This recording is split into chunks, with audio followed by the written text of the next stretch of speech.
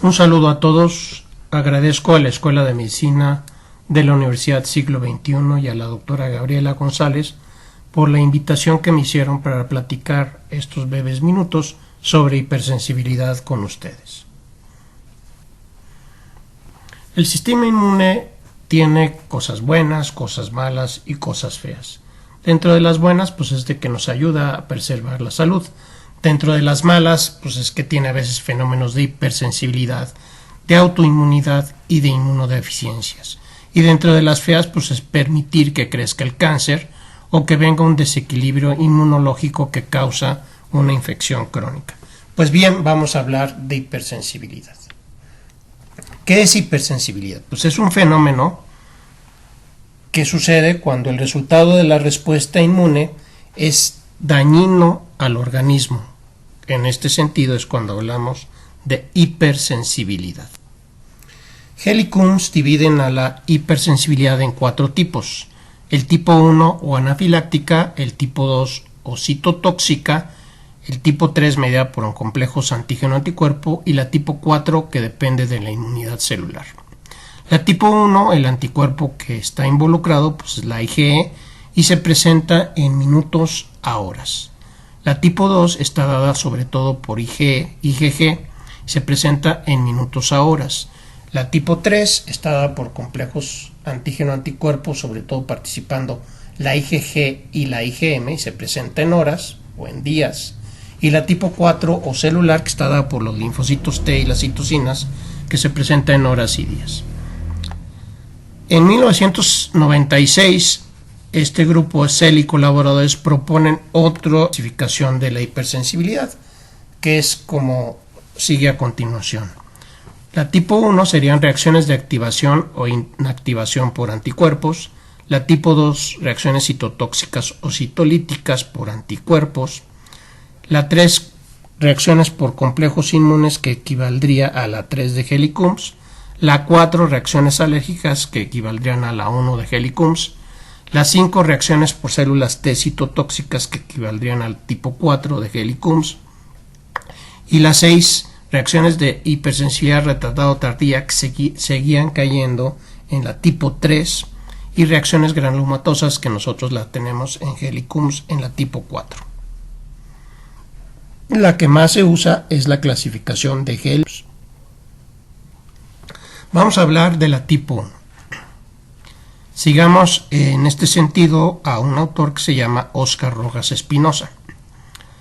La tipo 1 se clasifica en aquellas reacciones que experimentan los individuos atópicos y es mediada por IgE, como ya vimos.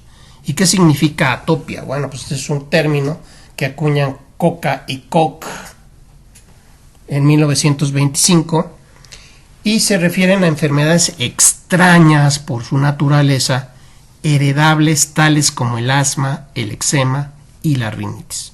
Ellos ya habían visto que este tipo de enfermedades tenían como un sustrato común, aunque no lo pudieron dilucidar. Luego se relaciona con enfermos que producen IgE, que la IgE también se llama reagina, contra antígenos que se llaman alergenos ambientales, que en los sanos son inertes. Entonces la hipersensibilidad es una respuesta anormal, exagerada, contra antígenos que normalmente no nos hacen daño. De ahí la palabra inerte. ¿Qué enfermedades hay causadas por este tipo de hipersensibilidad?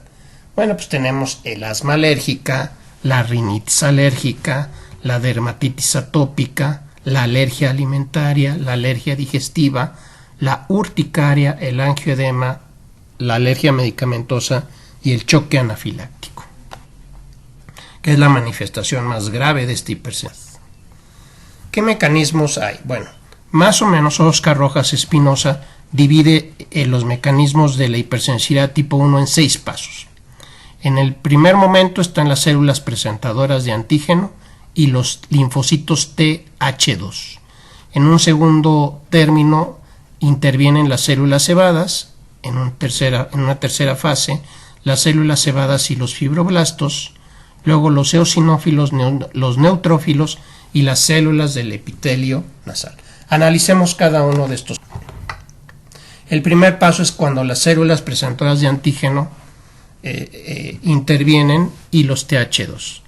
Hay una presentación del antígeno por parte de estas células presentadoras a un linfocito TH2.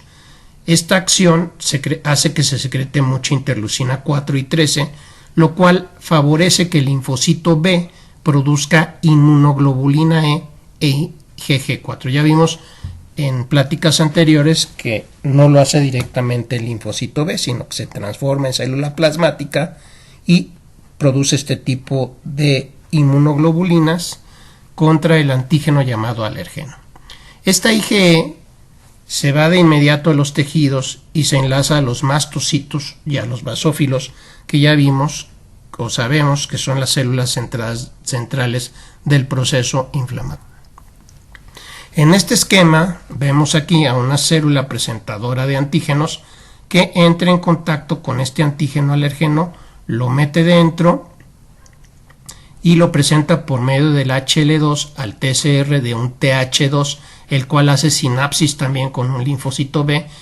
La célula presentadora secreta interleucina 4, el TH2 secreta interleucina 4, y esto estimula a que ese linfocito B se transforma en una célula plasmática que produce IgE. Esta IgE se va a los mastocitos. En cambio, en una respuesta no alérgica, la misma célula dendrítica presenta el antígeno a una célula TH1. Esta hace sinapsis con una célula B específica para ese antígeno y se transforma en célula plasmática, y en vez de producir IgE, produce IgE. Pasemos ahora a hablar de las células cebadas. Ya vimos cómo se produjo IgE por medio de la célula plasmática, sobre todo por el estímulo por interleucina 4. Bien, ahora vamos a ver cuál es su efecto sobre las células cebadas. Estas ya sabemos que se localizan en la piel y en las mucosas. Producen mediadores preformados y de neoformación. Los preformados predominantemente es la histamina. La activación de la fosfolipasa citoplasmática en estas células hidroliza los fosfolípidos de la membrana, produciendo ácido araquidónico, el cual en presencia de lipooxigenasas produce leucotrienos y en presencia de ciclooxigenasa produce prostaglandinas, que pueden actuar sobre el músculo liso y sobre la permeabilidad vascular, causando un fenómeno inflamatorio. De tal manera que así actúan sobre la inflamación, la angiogénesis, la coagulación y la fibrosis. La interleucina 4, la 5 y la 8, además producidas por esta célula, atraen eosinófilos y neutrófilos. Entonces, imaginen ustedes, hay una serie de mediadores inflamatorios como es la histamina, las prostaglandinas y los leucotrienos, y además de esto, al lugar se atraen eosinófilos y neutrófilos, lo cual causa procesos inflamatorios severos. Aquí tenemos cómo se produjo una IgE. Esta va y se pega en la membrana de los mastocitos y de los basófilos. Cuando esta inmunoglobulina entra en contacto nuevamente con el antígeno, al cual denominamos alergeno, los mastocitos se degranulan, produciendo mediadores preformados como la histamina, la heparina, la quimasa, la triptasa, la carboxipeptidasa y el PAF, y de neosíntesis como son los leucotrienos, las interleucinas 4, 5 y 8, el factor de la necrosis tumoral alfa, el factor de crecimiento de las colonias de granulocitos y macrófagos, y estos dos mediadores. Esto causa inflamaciones severas. Tercera etapa, las células cebadas y los fibroblastos. ¿Cómo participan? Pues bien, la interleucina 4 y el factor de la necrosis tumoral alfa, que ya habíamos mencionado, producida por los mastocitos, actúan sobre los fibroblastos. Estos producen eotaxinas que atraen eosinófilos, y estas junto con la interleucina 5 potencian esta atracción. El cuarto componente son los mismos eosinófilos que secretan esta proteína básica de los eosinófilos, que es citotóxica, la proteína catiónica eosinofílica, que es microbicida, la peroxidasa eosinofílica, que es microbicida, y la neurotaxina, que estimula el sistema nervioso. Los eosinófilos también son capaces de sintetizar y liberar leucotrienos, el C, D y el E, y radicales libres de oxígeno. Esto causa un fenómeno inflamatorio severo. También secretan interleucina 4 y 5 y esto causa inflamación y daño celular. Los neutrófilos también participan en este proceso de hipersensibilidad. Tienen un papel en las reacciones alérgicas persistentes. Reclutan y activan eosinófilos, causan daño tisular directo. Recordemos que estas células son tremendamente agresivas. Producen metaloproteinasas que junto con los eosinófilos causan daño tisular. Elastasas que aumentan la permeabilidad vascular, la hipersecreción de moco, la broncoconstricción y la hiperreactividad bronquial. Y también secretan lactoferrina. Todo esto causa no solamente inflamación, sino daño tisular. Y por último, la participación de las células del epitelio nasal, que al ser estimuladas producen altos niveles de interleucina 33, que activa a su vez al TH2, produciendo esto un círculo vicioso. También estas células activan macrófagos y células cebadas, causando una inflamación persistente.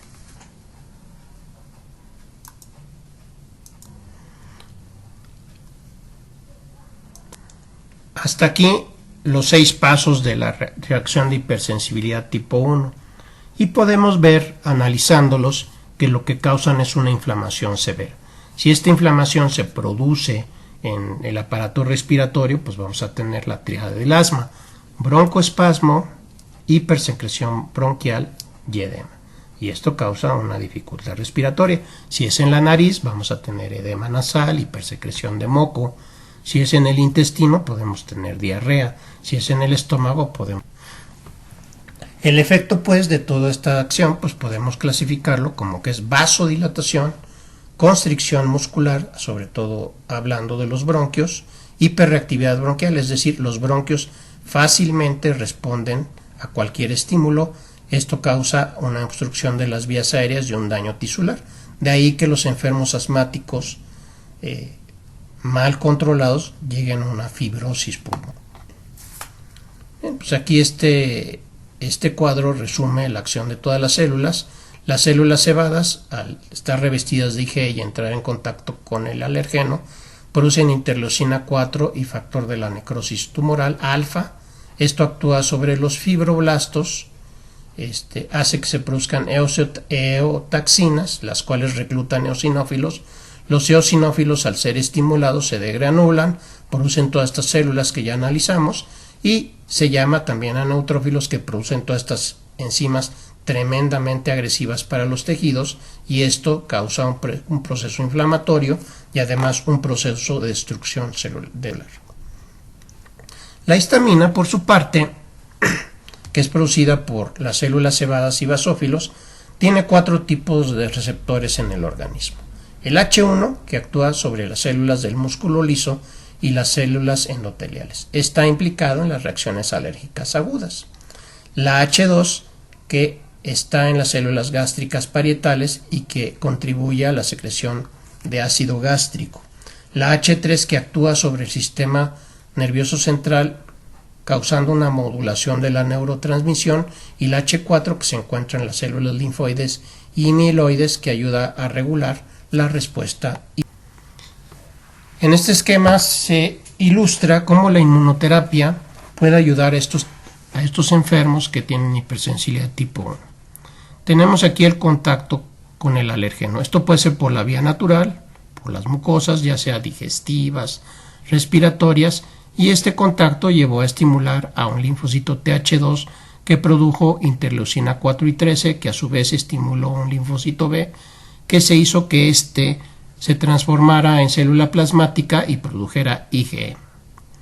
En cambio, cuando metemos este antígeno por una vía no natural, por ejemplo la subcutánea, damos alergenos respiratorios o digestivos por la vía subcutánea, en lugar de estimularse los TH2, se estimulan los TH3 y los TH1. Si estimulamos estos TH3, estos producen factor transformante del crecimiento beta.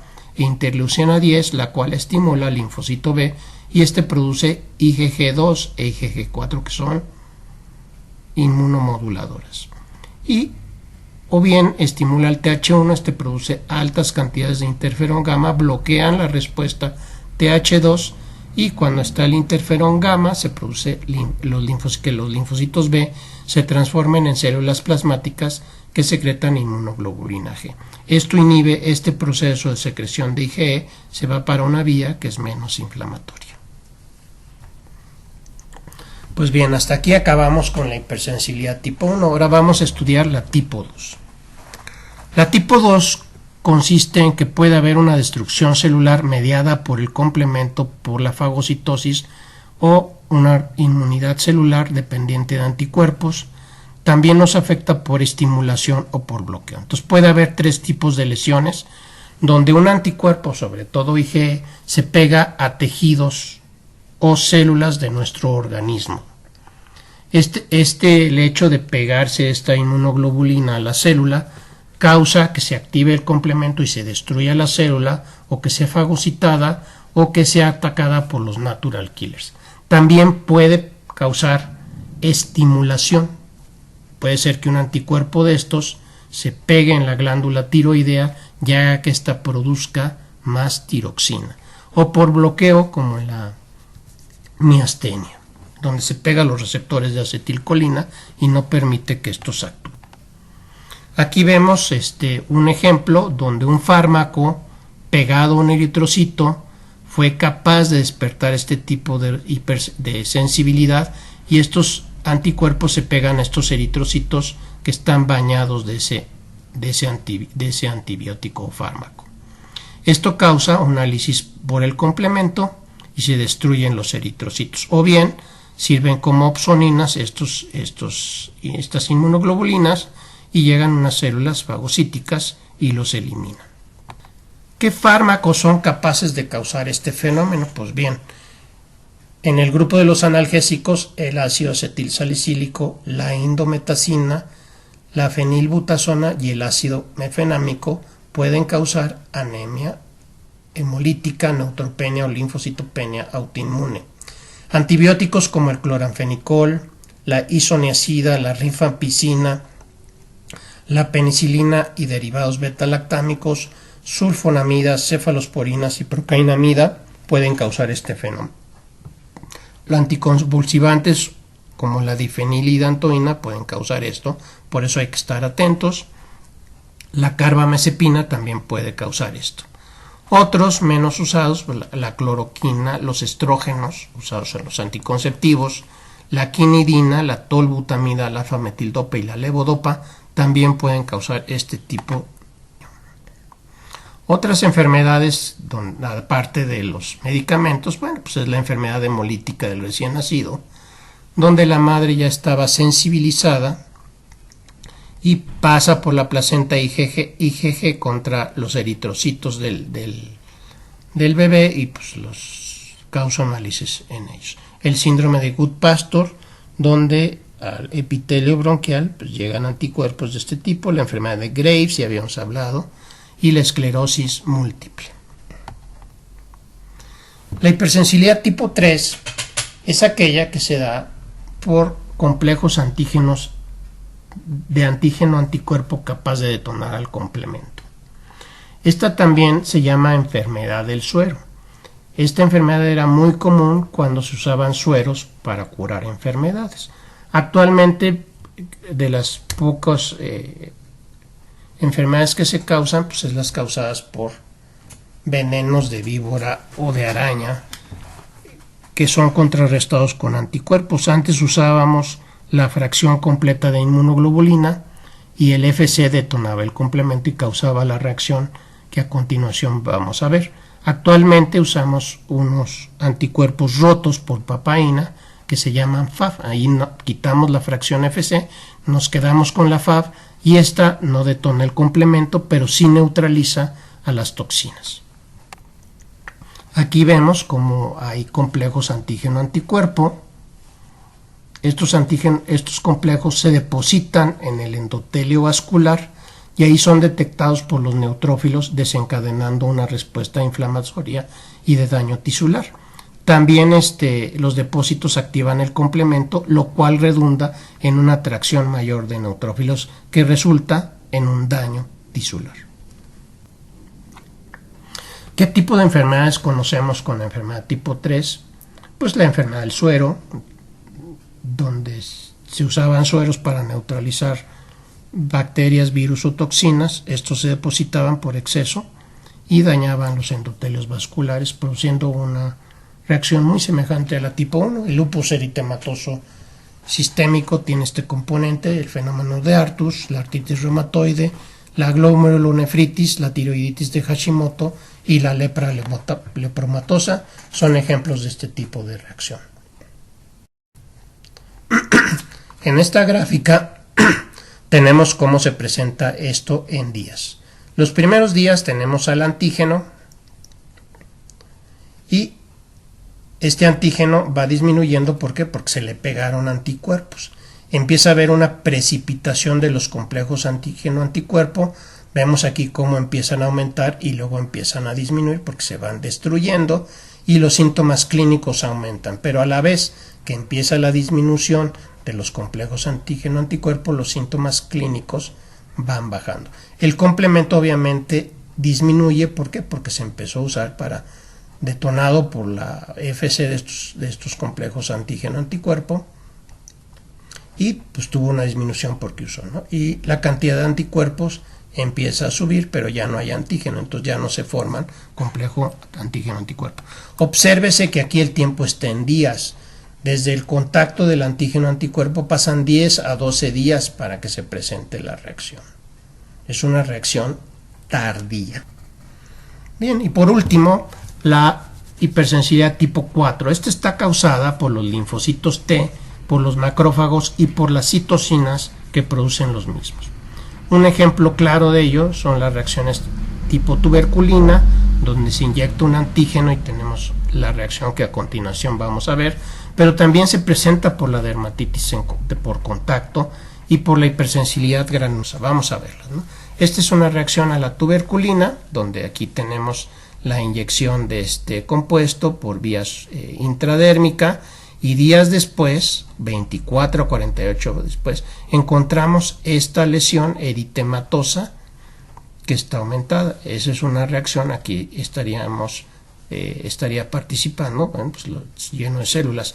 Sucede muy semejante también cuando se inyecta la vacuna BCG, que después tenemos el halo, incluso hasta a veces tenemos una secreción purulenta. Este es un ejemplo de la dermatitis por contacto, donde tuvimos contacto con alguna sustancia, puede ser látex, puede ser alguna crema aniquilada, puede ser cualquier cosa, y se desencadena esta reacción cutánea severa, llena de placas eritematosas e incluso úlceras, a veces bastante dolorosa y molesta, muy típico. Por ejemplo, aquí tenemos la morfología perfecta de un guante, pues que se presenta cuando se utilizan guantes para lavar los trastes o la ropa, o también puede ser a un cirujano que le suceda esto, ¿no? Bueno, y este es el granuloma. El granuloma podríamos decir como un fracaso de los glóbulos de los macrófagos. Este es un granuloma. Tenemos aquí una población aumentada de linfocitos que aquí vemos en la microfotografía. Tenemos células epiteloides, histocitos epiteloides que por aquí están, y células gigantes multinucleadas que aquí podemos ver. Esto se da porque el macrófago no puede destruir perfectamente al agresor, lo fagocita y al no poderlo destruir viene como en el fútbol americano, ¿no? Lo agarra un jugador, luego viene otro jugador y lo agarra hasta que lo pueden vencer. Nada más que en este caso pues no lo pueden vencer adecuadamente y se forman estos encapsulamientos llenos de macrófagos y de estas células y se forma lo que conocemos como un granuloma. Muy típico en la lepra y muy típico en la tuberculosis. Bueno, pues ya vimos los 4 tipos de hipersensibilidad. La tipo 1 mediada por IgE, la tipo 2 mediada por IgG, que puede causar citotóxica, puede ser también de estimulación o de inhibición. Las enfermedades, bueno, pues tenemos la anemia hemolítica, tenemos la tiroiditis y como bloqueadora pues tenemos la miastenia. La tipo 3 pues ya vimos que era la reacción que es dada por los complejos antígeno-anticuerpo y la 4 por inmunidad celular. De estas quizás la que más nos llama la atención y las que puede matar al enfermo pues es la tipo 1, causando entre sus manifestaciones una situación bastante agresiva e inflamatoria que se llama anafilaxia, que puede llevar al choque anafiláctico. Y pues no quisiera acabar esta plática sin recordarles pues que esto se trata con adrenalina a 0.01 miligramos por kilo, máximo en el adulto 0.5 y en pediatría 0.3 por vía subcutánea o intramuscular para revertir los efectos que tienen todos estos mediadores de los que hablamos y poder salvar la vida del paciente.